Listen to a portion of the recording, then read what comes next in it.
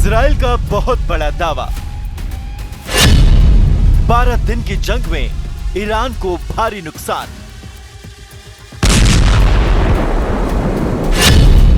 Iran की 50% missile power तबाह।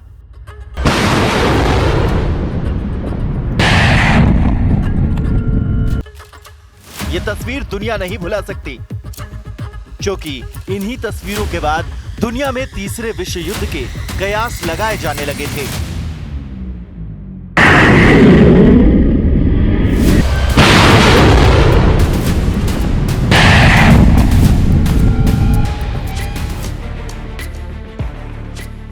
लेकिन ऐसा इसलिए था क्योंकि तकनीक बनाम पारंपरिक वॉरफेयर की आपस में भिड़ंत हुई थी।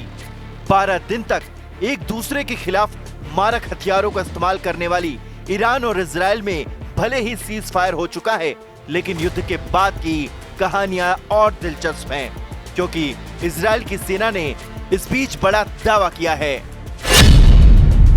हमने ईरान की 50% मिसाइल लॉन्चिंग कैपेसिटी खत्म कर दी है। यानी इजराइल ने ईरान की उस ताकत पर प्रहार किया है जो उसकी असली पहचान है। दावा किया जा रहा है कि इस दौरान इजराइल की सेना ने underground launch sites, mobile launch platforms और फिक्स्ड लॉन्चर को बड़े पैमाने पर ध्वस्त किया।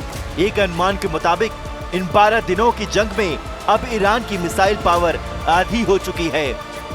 इस दौरान ईरान की तरफ से इजराइल को करारा जवाब भी दिया गया, जिसका जश्न भी ईरान की सड़कों पर सेलिब्रेट किया जा रहा है। लेकिन आंकड़े यही कहते हैं कि इस पलटवार की कीमत ईरान को बहुत भारी चुकानी पड़ी है।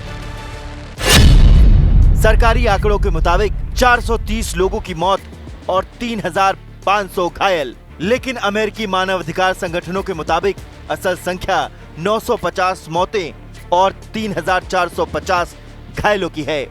तेहरान में 1 लाख से ज्यादा नागरिकों का पलायन ईरान की राजधानी की हालत बयां करता है। इस युद्ध ने ईरान की अर्थव्यवस्था को भी खून में डुबो दिया। युद्ध से पहले ईरान की अर्थव्यवस्था 3.5% की ग्रोथ पर थी, लेकिन अब IMF और ऑक्सफोर्ड इकोनॉमिक्स का कहना है कि ग्रोथ 0.3% तक गिर चुकी है।